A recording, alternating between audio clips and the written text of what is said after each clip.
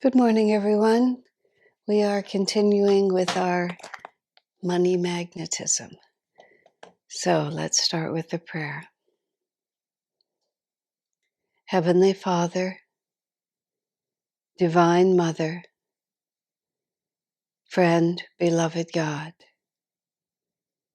Jesus Christ, Babaji Krishna, Lahiri Mahashaya, Swami Sri Yukteswar, beloved Master Paramhansa Yogananda, saints of all religions, dearest friend Swami Kriyananda, humbly we bow at thy feet.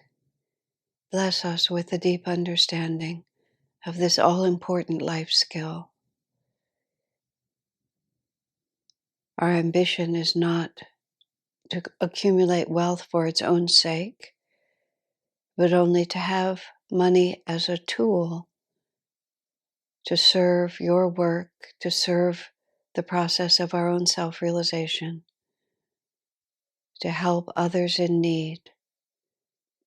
Show us how to be perfect in this element of life as well, for we are your children and long to live in this world as perfect reflections of your divine wisdom and love. Om. Peace. Amen.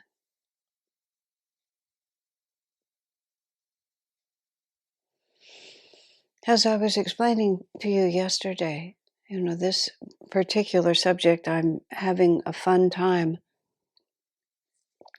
trying to bring into clear focus things that I believe I sort of know. Often, obviously, in the effort to communicate something, one has to figure out exactly what one really means. And that's why the process of writing, especially, even more than talking, writing especially can often be a tremendous discipline. What do I actually really mean? And if this is what I mean, how do I say it? And then how do I say it clearly? Swamiji said you ought to be able to, if you can't explain even very subtle truths to children, you have to work harder in order to understand them. I know that one of the people in our community who's become quite a skilled presenter of these teachings to adults, Swamiji had him start teaching children with just that statement. If you can learn to teach children, then you'll be very good teaching adults. Now he was speaking in a specific case, because not everyone, some people just simply have it for children, and adults are a different animal as far as they're concerned. But if you can explain it clearly and simply, you boil ideas down to the essence, and then you really know them. Well, in any case, this whole issue of money, I've been sort of working my way through, and I'm feeling my way through it. And at the end of yesterday, when we started talking, I think we ended up titling it "Money is a Tool." And I was talking about simple living is simply having the tools you need to live the life that you're supposed to live. It's not a question even of how much or what it looks like, because a king, for example, the tools that a king needs in order to carry out his appropriate function are quite different than what a farmer might need. And I don't mean a plow versus a scepter, so much as even just the quantity and the nature of the tools. The king has a certain reality, the farmer has a certain reality. Each of us as a devotee, we have a certain reality that we're here, we incarnated in order to express. And money is a tool that helps us carry out that destiny. It's very interesting if you think of Rajarsi Janakananda, who from a very young age just applied himself and became quite wealthy before he met Master. And then that wealth gave him a certain freedom, and also he basically established the financial security of Master's work with the money that he himself had earned. But he earned it before he knew, before he consciously knew what the purpose was. It was just what he was driven to do. So he had his tools in place. And of course, he had tremendous concentration and discipline and so on. But it was interesting that God leads you that way. Master had another self-made millionaire devotee who was Oliver Black, who also played a significant role and helped establish an ashram community in Michigan, Song of the Morning Ranch, which I believe is still going on there. Um, so, so here's what I started thinking about after yesterday when is now, and I'm trying to sort of play out. There's one sentence in Swami's book in the passages that we've already gone past, even though we're not actually reading the book. He said, if money is if the ability to have money is because we've attracted it to us, he said the lack of money must also be that in some way we're having an energy that is repelling money. Now he doesn't explain that anymore, so I've been thinking about it a little bit and like, who among us would repel money? Although I never actually developed anti-magnetism to money ever in my life. But I had mentioned to you there was a period of time when it was necessary for me to build a small house, but a nice house, um, in order to be able to live next door to Swami Kriyananda. I was living um, in close proximity to him. Then I had to move away. And then he invited me to come back and live next door to him again, which of course was the most important thing to me. But there was no structure, and so a house had to be built. So the people who were working with me, if we were building a house, we should build a nice one. But I became very panicky about it, really quite panicky, because my security as a spiritual person was poverty. And if I was living in an attractive house, no matter how humble that house was, I was afraid the very act of doing that would be a betrayal of my spiritual commitment. Of course, common sense and a lot of other things gradually set in, and I realized that simply wasn't true, that I had attached a certain form to what spirituality looked like. But in this age of energy, it's not the form of things, it's the consciousness behind it. And that helped me to begin to come to this understanding that I've since come to, that money is in itself a tool. And the things that we have in our life, we need to see as the necessary tools for us to effectively carry out whatever the divine assignment is that's been given to us. If we're a painter, we need paints. If we're a writer, as it is, you need time, and now you need computer. If you are leading a community, you may need a home in which to host that community, which is what Swami built. Swamiji built a dome large enough for the whole community to come in for satsang. And then he expanded that house to provide a garden and provide a beautiful big kitchen and a very nice dining room, because he was the leader of a community. And all of these things were the tools that were necessary in order to help that community thrive. And while he was in residence, he used all those tools to the maximum. They never sat idle. He used them all. And now that he's passed, everything he set in place continues to be the foundation of the community he founded. All of it was tools. It may look like a home or a facility is what it looks like now, a community center. But it's a tool. That's what you need when you have a community. It's not possible unless it's a different age. I mean, St. Francis rebelled against buildings. He insisted that his people live in huts with as little as possible. And when Francis began to lose control over the order that he'd founded, and while he was away on pilgrimage to the Holy Land, those who had moved in behind him, who had a different idea, began to build buildings.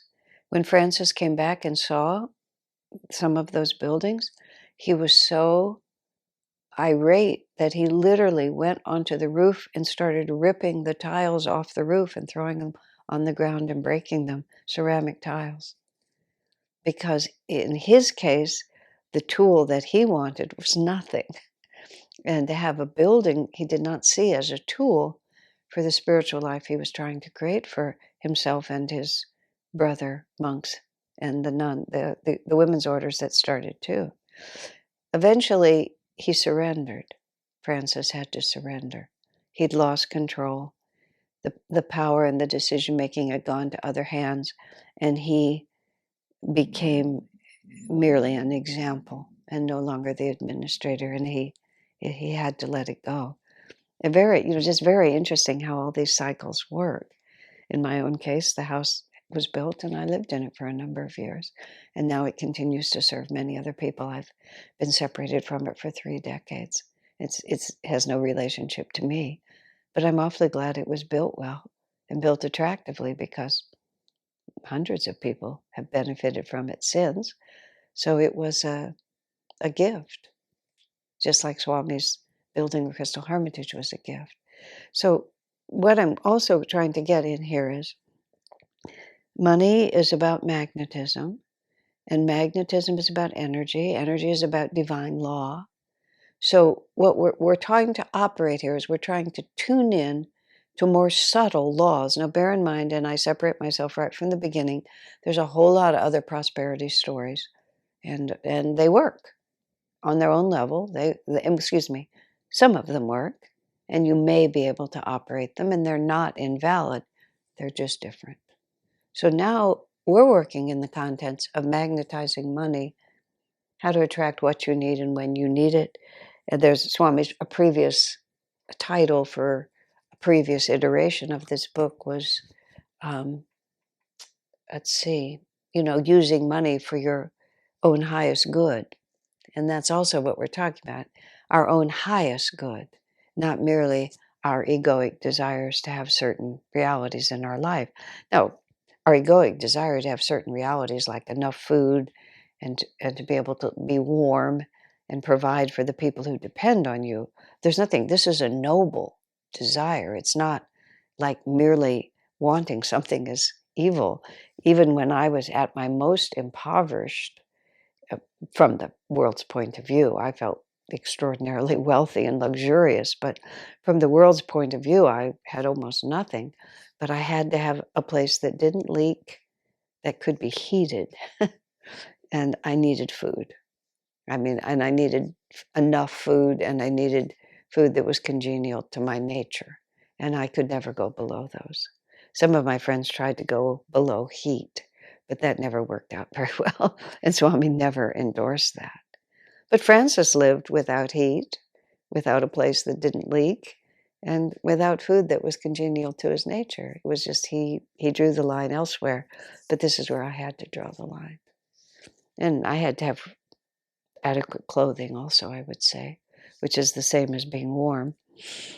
Now, but what I'm saying is if we're going to activate the laws of magnetism in order to attract money, we have to cooperate with divine laws, the laws that we're trying to activate. And it's sort of like once you've set your foot on a certain path, once you declare yourself to be a truth seeker, even more if you declare yourself to be a disciple and a devotee, it's like the rules change for you.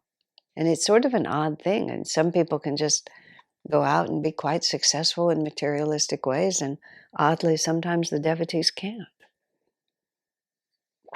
Rajasi and Oliver Black are notable exceptions, but sometimes the devotees can't, because we have declared ourselves, we have declared that we want to live according to a certain set of higher values. And even if we waffle in that commitment and want to sort of have both the materialistic, whatever it is, and the spiritual, sometimes Divine Mother believes that what we really want is the spiritual. It might become annoying, but that is what she believes. I remember at a period of time at the beginning of my spiritual life, I was conflicted. There were certain things that I really wanted to repudiate, and at the same time I was attracted to, and I sort of got myself for a period of, it was probably a couple of months, in a big inner battle with myself. Maybe it was only weeks, but I remember that in my meditation I would get very clear, but I remember I would say to Divine Mother, if you give me a chance to wander away from my higher commitment, I will do it. So you have to protect me by not giving me a chance. And then I would even say further, but after I leave this meditation room, I'm going to change my mind and I'm going to start sort of trying to persuade you that you should cooperate with my desires. Don't. I mean, you see how convoluted it was, but it was the truth. I was conflicted. I was pulled in two directions, but my commitment was to the higher reality. So once we have really persuaded God that self-realization, self-expansion, um, of ego transcendence, that really is what we want, even if we try to rebel against that, sometimes she holds us to it. So when we're talking about how to magnetize money, which is what we're talking about now, we have to, if we really want to have that magnetism in this way, we have to have high ideals. We have to be understanding what it is that we want and why we want it from the perspective of our ideals. And we need to make our life match those ideals. So we have to just ask ourselves the question, why do I want money? And a lot of times the reason we want money, well, I'm going to go back for just a moment back here. In the very early years of Ananda, when it was very difficult. It was very difficult to live in the community and generate much money. The internet didn't exist, and we were way out in the country. We were 20 miles from a very small town, Nevada City, at that time. And it was just, there was just no access to a booming economy. We were just out in a backwater. Nowadays, with the internet, you can go anywhere on the planet and you can directly access whatever you wish. But in those days, our physical separation really limited our potential to a very large extent. And some of us were just completely content with that and not having savings, not having income, whatever it might be. For others, the whole money issue became a very big issue. And I sort of, but these were, these were high-minded people, and I began to think about it. Oh, it's very obvious, without money, people were trapped. And money was the capacity to change their minds. And if all money was given up, what if they changed their mind? So it was about fear, it was about security. It wasn't really about money. It was about fear of what might happen and the security it gave them not to have to be afraid. Now, from the point of view of self-realization, fear and security are extremely fundamental ideas.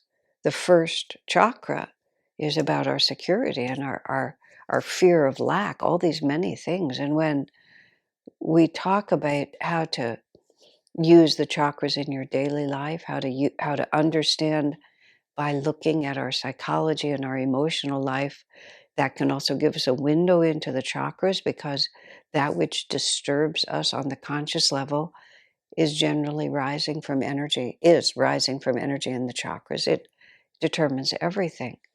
So the first chakra is about security. And from the point of view of self-realization, we have to come to a right understanding, quite simply, of where does our security come from? And, what are we loyal to?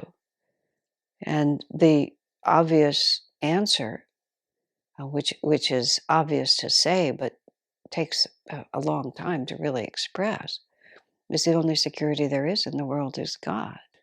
Our relationship with God, our faith in God, our experience of the wisdom and the loving kindness of Divine Mother toward us. And if we don't have that kind of faith, if we haven't rooted ourselves in the divine reality, so that even though we live in a materialistic world and participate in a materialistic world, our security does not come from that world. Our security comes from our relationship to God. And that is, the huge high level challenge that self-realization presents. And I've given just a little bit of the story of, you know, on certain, we're always a mixed bag. In certain ways, we have a lot of faith, and then the events of our life uncover the gaps in our spiritual understanding. This has been my sort of working through faith in abundance, but not lack of clarity about money itself. Just all of this, just trying to put these things together and finding in myself, although it hasn't been a dominant quality in my life by any means, but I have been through a period of anxiety about money. Oddly, I felt it. I didn't feel it when I didn't have money. It was just a different reality. But circumstances of my life have uncovered where the holes are in who we are, and I mean that's what it is. So, if our fundamental longing for money, anxiety about money, is based on a false idea, which is if I had more money, I would be more secure. If I had more money, I would be less afraid. No, it's so obvious that money is a very good tool. See, this is why I wanted to say that part first. Money is a very good tool. And without money, it's sort of like, if you're trying to sew and you don't have a sewing machine, it's harder to do it. If you're trying to build a building and you don't have a hammer, it's harder to do it. So money as a tool is a perfectly righteous thing to want. But are we wanting money as a tool? Are we wanting money because we imagine that if I have money, it will change my consciousness? And of course, it will change our consciousness a little bit, but will it change our consciousness in a way that is that is just going to have to be faced and overcome later? If it's in one of the prayers of Masters about Divine Mother, it talks about how, and I'm just paraphrasing what he wrote very poetically. The poem is, Divine Mother, I'm not going to be satisfied with playthings anymore. And it sort of goes through this little story of how I cried and you tossed a toy into my playpen, and I played with it for a while, but I'm not going to be content with you just throwing toys at me. I've had enough toys. Now I want you. And then in the poem, I demand that you stop your busyness with the housework of creation and come and take care of me. And even the poem says, if you don't come and take care of me, I'm going to wail and wail, and I'm going to awake all your children, and all your children will then be demanding your attention. It's a very sweet interplay because I'm done with playthings. In other words, I've seen through it. I've looked to the material world for my comfort and my happiness, and it brought me a degree of comfort and happiness, but not sufficient. Not sufficient. Now, nothing less than my relationship with you will satisfy me. So, what magnetism within us, what within us could be creating a magnetism that repels rather than attracts money? It's if we are wanting it for a reason that is not really going to serve our true goal in life, which is self-realization. Now, again, I have to say this is for a certain level of understanding, because as we come up through the chakras from Shudra to Vaishya to Kshatriya to Brahmin, at the Shudra and the Vaishya level, it's now, because this is, you see, all of this is progressive, and we are guided by Divine Mother to put out energy in certain ways so we can learn certain lessons, and then we can put those lessons behind us. Because moving from a Shudra to a Vaishya, the desire to acquire money, the belief that I will be secure if I have money, therefore the willingness to develop myself and to develop my capacity to focus and use my willpower because I want money, is exactly what Divine Mother wants you to do. So far from inspiring you to transcend your material desires, she'll amplify them because it's going to work. If there's something in it for me, I'm going to put out energy. I'm going to learn to be creative. I'm going to be disciplined and fight against my resistances. And I'm going to grow and grow and grow and grow until I've reached the end of what that particular way of growing can reach me. Then, if we're looking for self-realization, but we're still hoping that money is going to bring us something that we need to now understand it's not going to bring us, then we're not cooperating now with the appropriate divine laws that apply to us. So we have to really understand, why do I want money? And Swamiji's visualization of how to attract, and this is specifically he was talking about, I believe I was referring to this yesterday, that some ways of visualizing, and it's valid, is to have a very clear idea of what it is that you're trying to accomplish, even of the form of what you're trying to accomplish. But a higher way to manifest is to feel the energy of what the energy you're trying to generate and the way in which it will uplift and serve.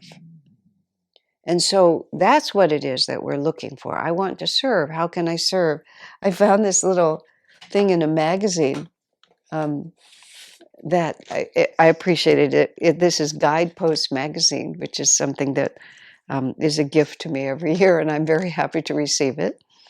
And they have this little section of just aphorisms from all kinds of different people. And this one says, "My prayers used to be asking God for things, and now my prayers are, God, what do you need from me?" And when I read that, I thought, that's exactly what we're talking about. We're not saying, I want money. We're saying, God, what can I do for you? And Swamiji had his relationship to Master, and he had those teachings of Master that he really wanted to offer to the world. What, Master, what do you need from me? And Master's answer in a broad way was, I need you to share the teachings that I have given to you. More than that, I need you to share the consciousness that, that I have awakened within you. So Swamiji would always look around and just think, what does Master need from me now? The 150 books he wrote because what does Master need me to express? What do people need from me? I mean, that's why he wrote Money Magnetism. What is needed? What do you need from me? Oh, I need to be the author of this book about money magnetism because people need to understand this. And then Swami needed the tools that would enable that to happen.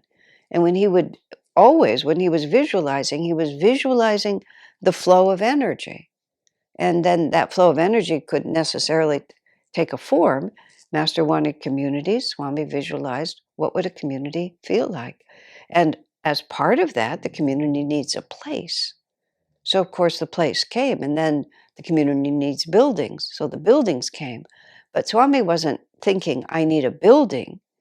He thinks, I need a tool in order to be able to make this happen. And the energy that he was always visualizing was very self-offering. It was a very giving energy. He wasn't asking for the money for a reason that was less than the ideal he was trying to serve. And sometimes people will think, well, there's a lot of things people will think, but I've run out of time. So we're going to continue with this tomorrow. Okay, my friends, God bless you.